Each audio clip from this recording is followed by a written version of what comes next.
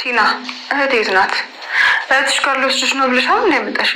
እሱ ነው እህትሽ ያለችበትን የሚያውቀው፣ እሱ ይውሰድሽ። ቲና እባክሽ እህቴ የት እንዳለች ማወቅ እፈልጋለሁ። ትሁቴ ተረጋጊ። አሁን እህትሽ ወዳለችበት ቦታ እንሄዳለን። ከእናንተ ጋር የትም መሄድ አልፈልግም። እኔ እህቴን ብቻ ነው የምፈልገው። ቆንጂት ሁለት ወዶ እኮ የለም። ከሄድሽ ከእሱ ጋር ሂጂ። አልሄድም ካልሽ ደግሞ እህትሽንና የእህትሽን ልጅ እርሻቸው። እሺ የት ናት? የት ናቸው? እንሂድ። እኔም መከተል ብቻ ነው የሚጠበቅብሽ። ያሉበት ቦታ እንወስድሻለሁ። ደህና ነኝ። በጣም ይቅርታ፣ ብዙ ጊዜ አወዛገብኩሽ። ሁሉም ነገር አዘጋጅቻለሁ። ካርታውን እጄ ላይ ነው። የድርጅቱን ማተምም ይዤዋለሁ።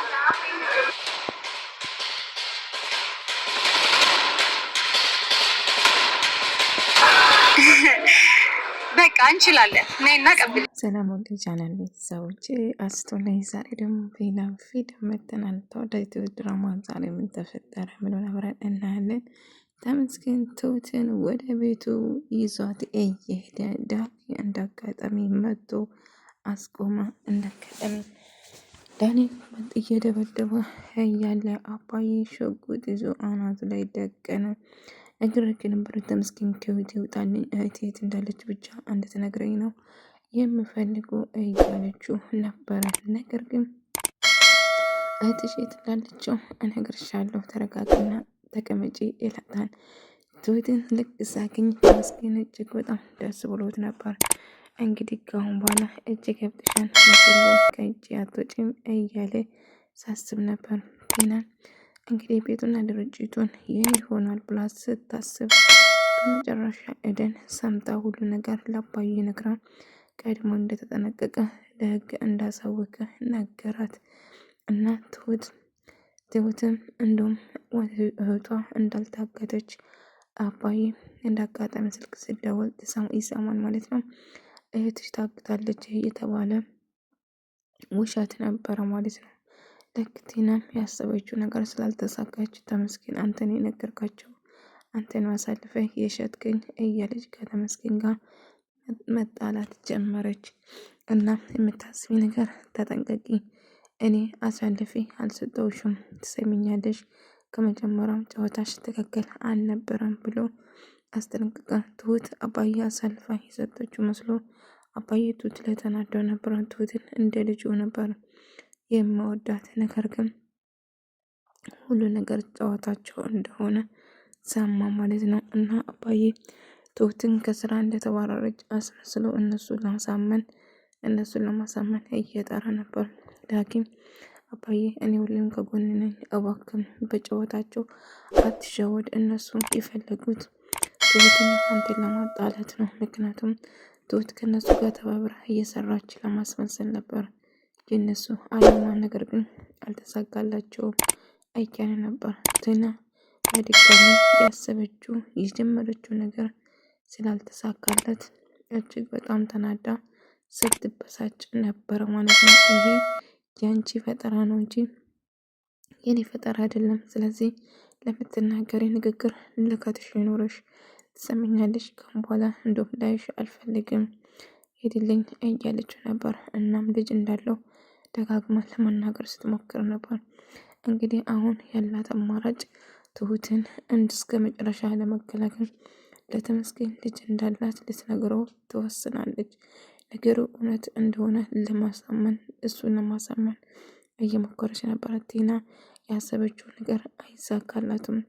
አባዬ መቅደም አለብን፣ ለእኔም እኮ ግልጽ ልትሆንልኝ አልቻለችም፣ የምጠይቃት ነገር ምንም መልስ አልሰጠኝም እያለ ላወጣጣ በሞከሩም ነገር ግን አልቻለም ማለት ነው።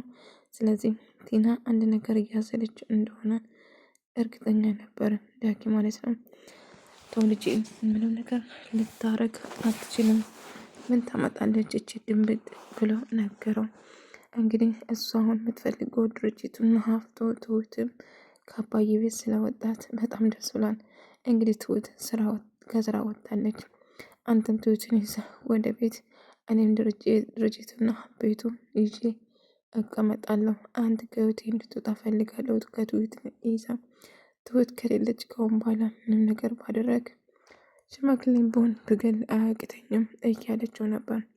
ነገር ግን አባዬ ግራ ተጋባ። ይሄ ነገር ወዴት ነው እየሄደ ያለ? ምንስ እየተፈጠረ እንዳለ እያሰበ ነበር።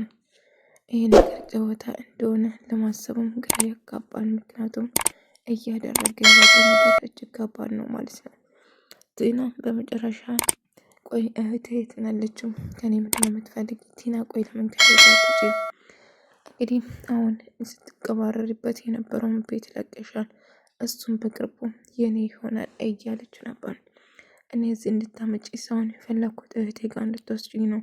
እዚህ ቆይ ለምን አመጣሽ? እንግዲህ እሱ ይዞሽ ይሄዳል፣ ከእሱ ጋር ነው የምትሄጂ እያለ ነበር። አይ በጭራሽ ሄደውን አይችልም። እኔ ከሱ ከእናንተ ጋር ወዴትም አልሄድም። እህቴ የት እንዳለችው እንድትነግረኝ እፈልጋለሁ እያለ ነበር።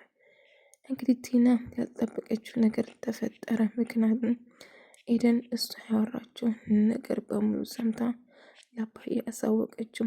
እና ትሁት ቲና እንደው ተቀደመች ማለት ነው። አባዬ ቀልል ሰው አይደለም። የእሱ ሀብትና የእሱ ድርጅት ለመውረድ በህገወጥ የራሷ ለማድረግ ስትሞክር እጅ ከፍንጅ ለመያዝና አሁን ከባድ ቅጣት መቀጣት አለባት ብሎ ቲና ያስባል ማለት ነው። እሷን ብቻ ሰጥቶን ተመስገንም ከባድ ቅጣት መቀጣት እንዳለበት ወስኗል ማለት ነው። እናም ትሁት አባዬን ልክ ስመጣው ካሁን በኋላ ቲና ትሁት አታስቢ፣ በጭራሽ የልሽን ልጅ እህትሽም ደህና ነች፣ ምንም የሆነችው ነገር የለም፣ የትም አልሄደችም። ስለዚህ ካሁን በኋላ ምንም ቢፈጠር የትም አትጅም፣ ወደ ቤትሽ ተመለሽ ብሎ እጅ ከፍንጅ ይይዛል ማለት ነው።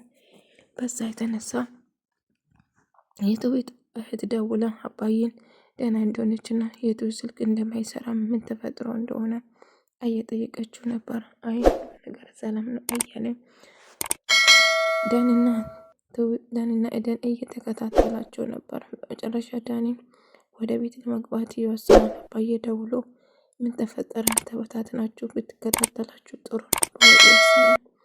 እንግዲህ በመጨረሻ ዳኒ እጃቸው ውስጥ ገባና ዳኒን ጉዳት ያደርሱበታል። ልክ እንደዛ እያደረጉ እያለ አባዬም እየሮጠ ይመጣና አይዞህ ልጄ ደርሼልሃለሁ እያው ነበር። ነገር ግን እንደዛ እያደረገው እያለ ይደርስና ትሁትን ነይ ከዚህ ውጪ ብሎ ያስወጣታል። ግን አባዬ የት ልሄድ እችላለሁ እባክሽ እያለ ወይኔ ልጅ በጭራሽ እነሱን አትመኛቸው፣ ውሸታቸውንም ተመስገን። እንግዲህ ጓዙ ሰብስቦ ትሁትን ይዞ ከዛ ለመሄድ እያሰበ ነበር። ነገር ግን አልተሳካለትም። ያሰበው ነገር ሁሉ ካሸፈበት ትሁት ሰው አስከትለሽ ይዘሽ መጥተሽ ነበር እንዴ? እስቲ ንገሪኝ እያለ አይ ብቻዬን ነው የመጣሁት፣ ማንም አልመጣሁም። ቆይ ወዱን ልብስ ለምንድን ነው የምትወስደው ስትይ እንግዲህ አልገባሽም፣ ጠቅልዬ ይዤሽ ልሄድ ነው እያለት ነበር። ኤደን ሁሉ ነገር ሰማች። ቲና ጉድ ሆነች። በመጨረሻ ቲና ያልጠበቀችው ነገር ተፈጠረ። ስልክ እያወራች ነበር። እሷ ኤደን ከኋላ ሆነ እያንዳንዱ ነገር ስለ ቤት አካርታና እንደውም ስለ ድርጅቱ ማተብ እንዳያዘችም ጭምር ስታወራ ነበር። ኤደን ከኋላ ሆነ እየሰማች ነበር። እዚህ ጋ ማንም የለም ብላ ሳታስብ ቲና ተቀደመች። በዚህ ምክንያት ማለት ነው። ከዛ ኤደን ለአባዬ ትደውልላለች። እቺ ጉደኛ አባዬ ድርጅትና ቤቱ አደጋ ውስጥ እንዳለ እየነገረችው ነበር። ከዛ ኤደንም አላመነችም፣ በጣም ተገረመች። ቲና ምን ያህል ድረስ እንደምትሄድ ተገናዘበች ማለት ነው። አባዬ እንግዲህ ድርጅቱና ቤቱን ቶሎ ብሎ ካርታዎቹን ለማሻሻል የት እንዳሉ ማስተካከል ነበረበት። እና ትሁት በጣም ቲና የምትገርም ሰው እንደሆነች ትሁት ኤደን እያየቻት ነበር።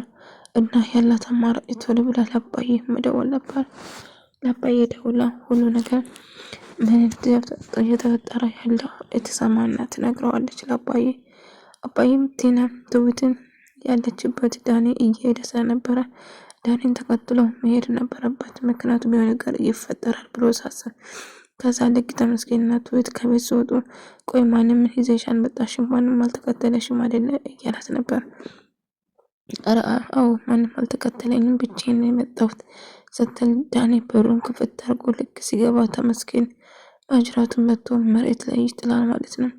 ከዛ ትሁት እባክህ ልቀቀው እያለች ስትጮህ ነበር። እሞትብሃል እባክህ ተመስገን አትምተው እባክህ እሞትብሃል እያለችው ብታለቅሰው በአሁን ተነሽና ከዚህ እንውጣ ትሰማኛለህ አንተ ማረባም እስክመለስ ድረስ እዚህ ትሆናለህ ብሎ ዳኒን ይደበድበውና መሬት ላይ ይወድቃል። ከዛ ትሁት ዳኒ ራሱን ይስታል። ተመስገን እንዴት እንደዚህ ታደርገዋለህ ያማል እንዴ ብሎ እያለው ነበር። እና እባክህ ተመስገን አትምተው ይሞትብሃል እኮ ይሞትብሃል እያለች ትሁት ማልቀስ ጀመረች። እሱ ግን ድብደባውን አላቆመም።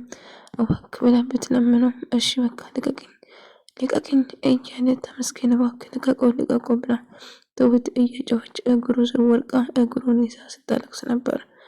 አባዬ ደግሞ እንዳጋጣሚ በአቋራጭ ለመድረስ እየሮጠ ነበር። ልክ ስልክ ስደውልለት ለአባዬ እንግዲህ ቤቱና ድርጅቱ አደጋ ውስጥ እንዳለ ነገረችው አይደል። ከዛ ይህ የማይታመን ነገር ነው። እቺ ጉደኛ መቼም ያሰበችው ነገር አይሳካለትም።